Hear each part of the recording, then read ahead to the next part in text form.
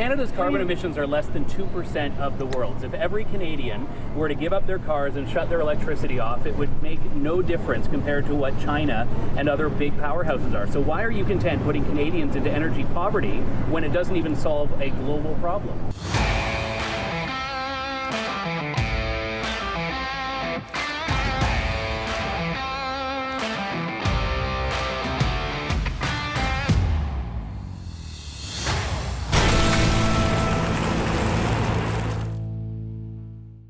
Welcome back to Northern Perspective, everyone. I'm Cypher. And I'm Fox.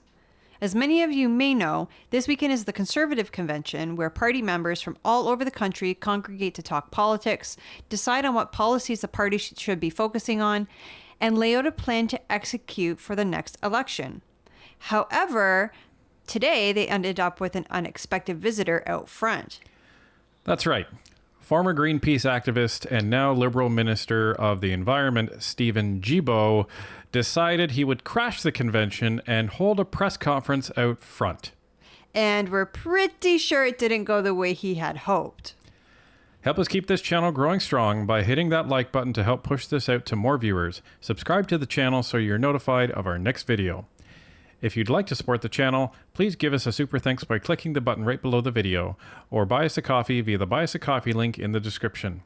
Lastly, we have a bonus live stream happening this weekend with Clyde Do Something, so tune in Saturday at 9:30 p.m. Eastern Time, where Clyde joins us to discuss the upcoming public inquiry and the judge selection that was announced earlier this week. Now let's get into this train wreck of a press conference. Minister, did you ask your colleagues on the Chinese Communist Party Climate Committee whether or not they would quit interfering in Canadian democracy, or did you leave that alone? I have spoken with human rights issues when I was in China just last week. Canadian democracy, though. Prochaine question. Wow. I don't know if you guys caught that. He said in French, next question. He's just refusing to answer that reporter's question.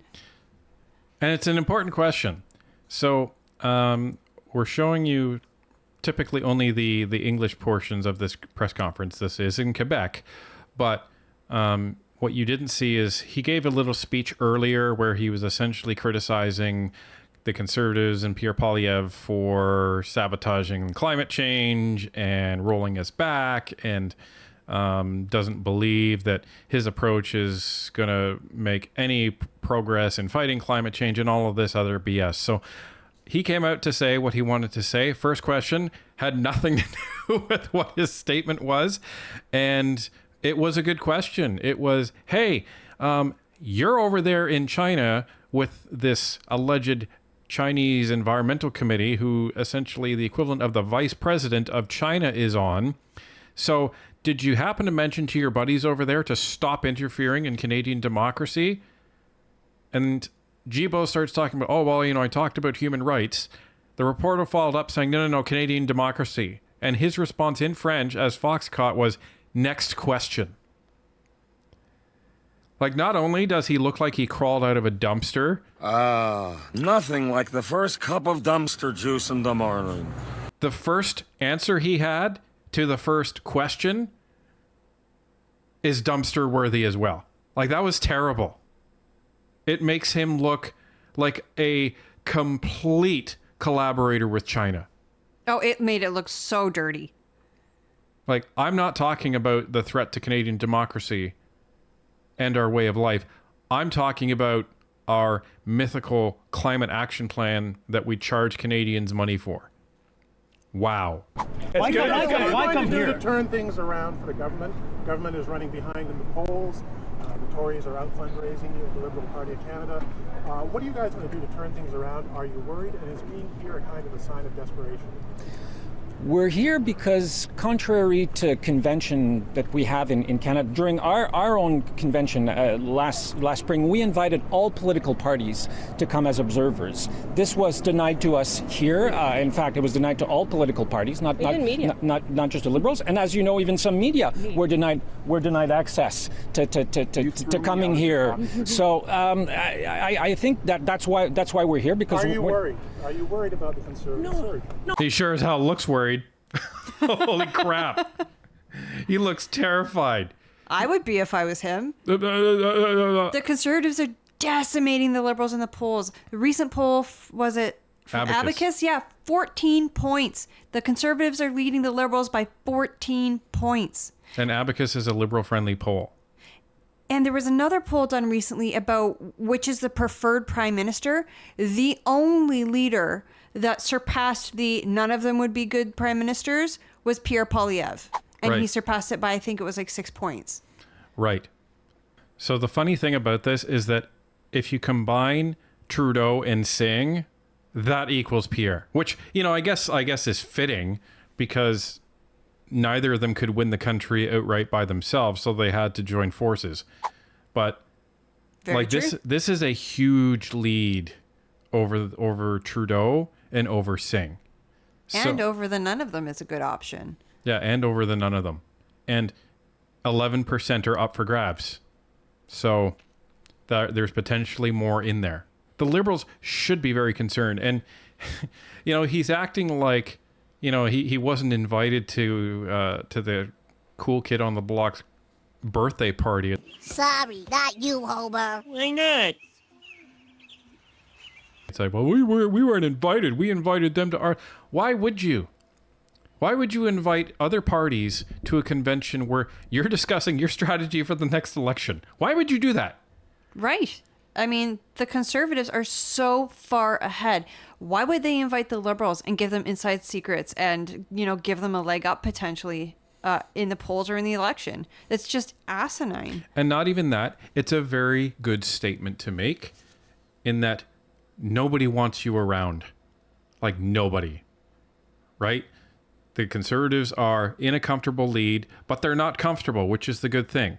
They are not looking at this lead in the polls as anything other than a snapshot in time. The trend is good, but they are treating it like they have 0 seats every day until election day. Yeah, and that was the interesting thing when we spoke to Dan Muse, who's going to be coming on the show hopefully soon. You know, I had congratulated him on the great poll numbers. I said, you know, that's fantastic.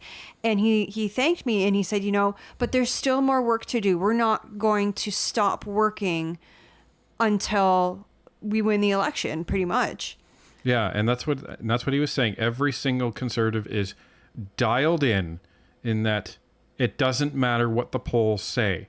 Every day you start from 0. And that's a really, really good strategy to have because unless something, you know, changes, you know, the anticipated election that we're thinking may happen this spring, if that doesn't happen, well, then it's 2 years away unless Jagmeet does something about it. So you can't take any chances. But given the posturing going on, given the attacks going on, quote unquote off season, something's up, everybody. Something's up. But anyway, let's get back to Guilbeault because this is ridiculous the way he can't even answer a question. I think we have to work hard for Canadians. That's what we have to do, not worry about Pierre Poilievre.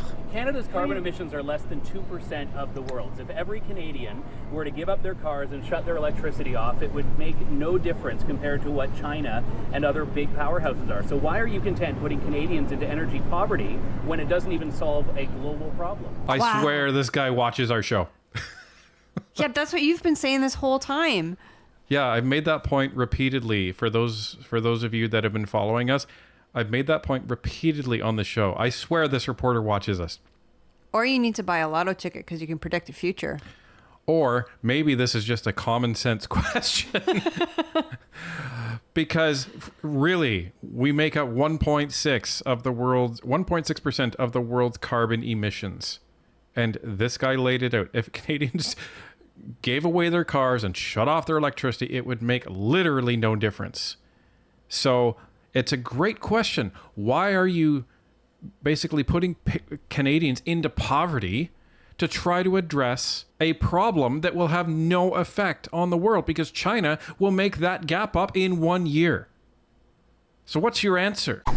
If you look at what's happening in Canada, Canada is a success story when looking at investment in clean technologies. In fact, Alberta is a Canadian success story when looking at investment in clean technologies and renewable energy. 70% of the investments we've seen in the last year in renewable energy has been in Alberta. I find it baffling that the Premier would put a stop to $30 billion worth of clean technology investment in her province. Canada is an energy powerhouse, and if I can go to China, if I can go to India and say we all have to work together to fight climate change because we're all in this together, it's because we're doing our homework here. We're doing what we need to do to tackle climate change and climate pollution. You can go to China and India and say, we're all in this together.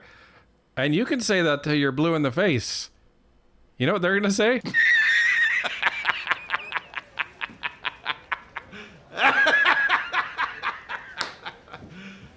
You serious?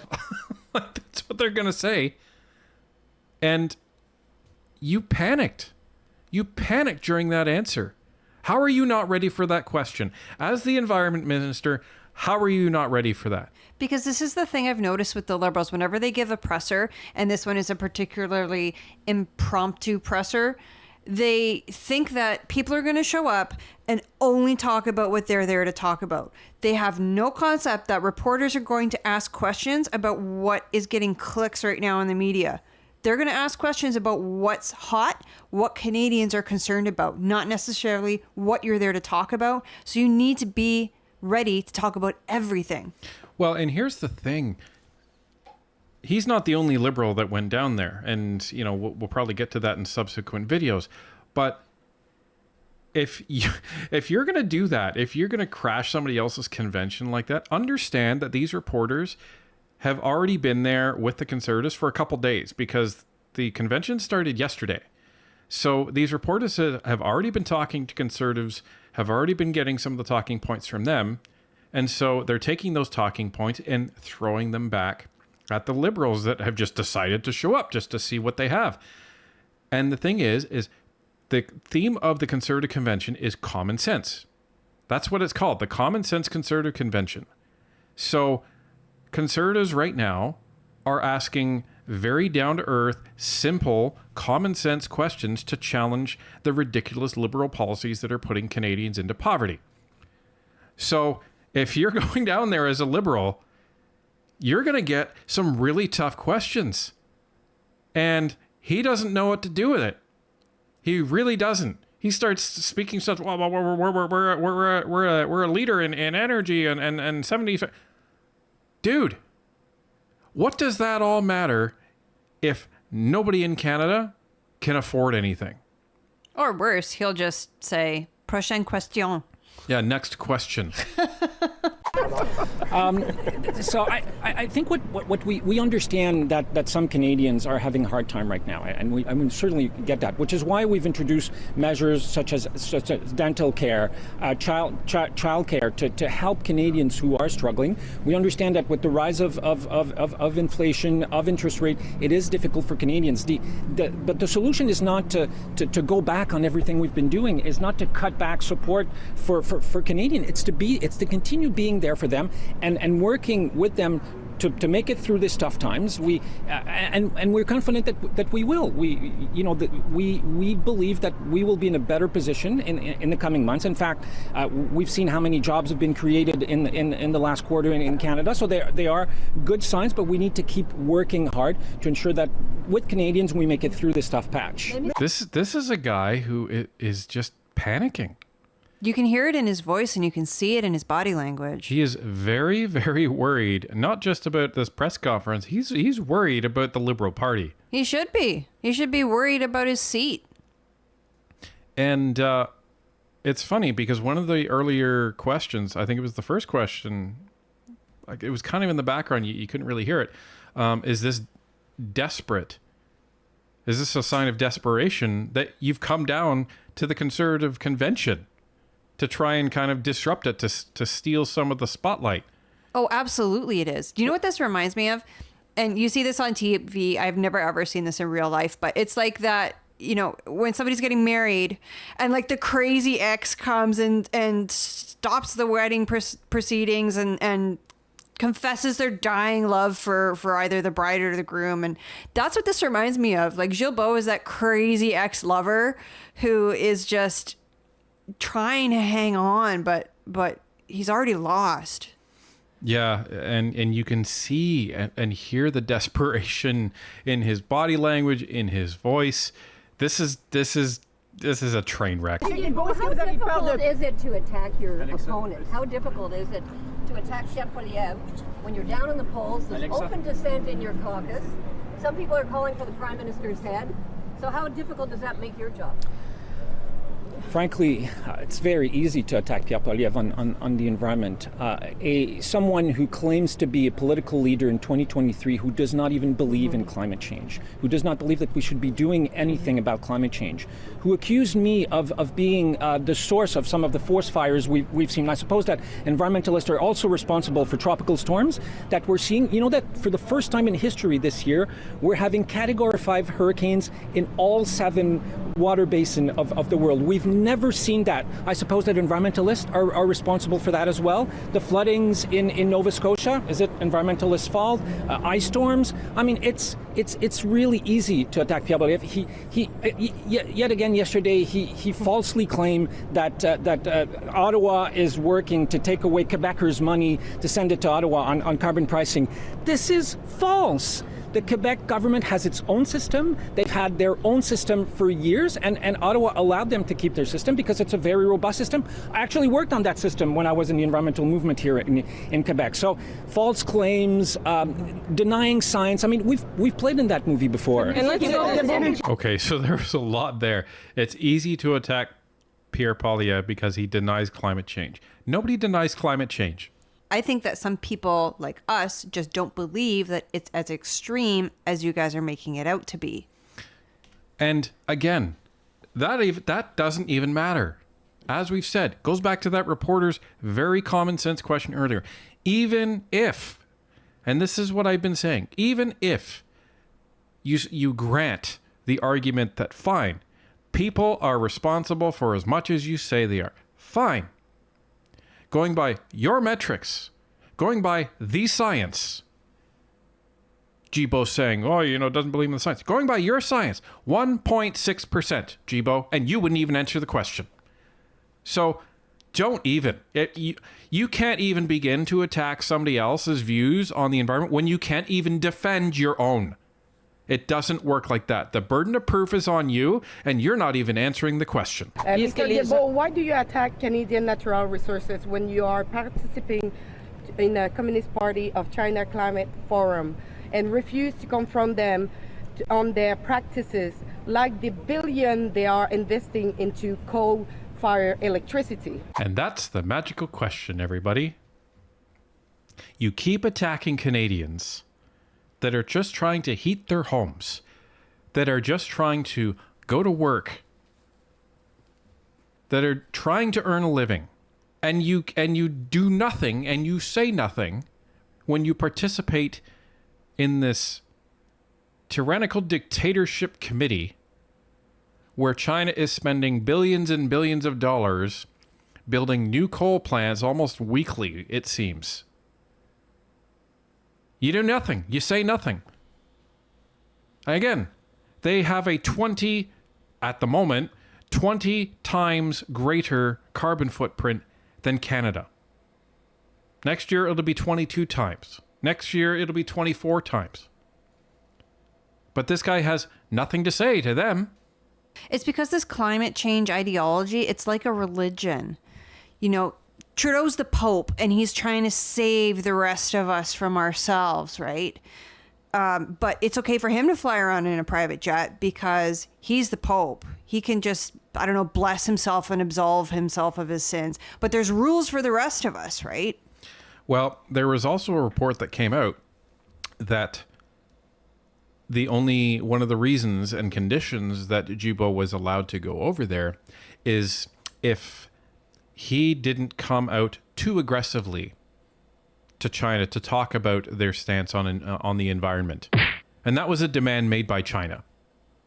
So when China's controlling the narrative and you're saying, okay, I will agree to that, and you go over anyway, but you're blasting Canadians and you're blasting Pierre, give me a break. No more airtime for you, Mr. Guilbeault. I'm sure Pierre and the team are going to be thanking you for showing up to the Conservative convention, because you probably just cost Trudeau a couple more points.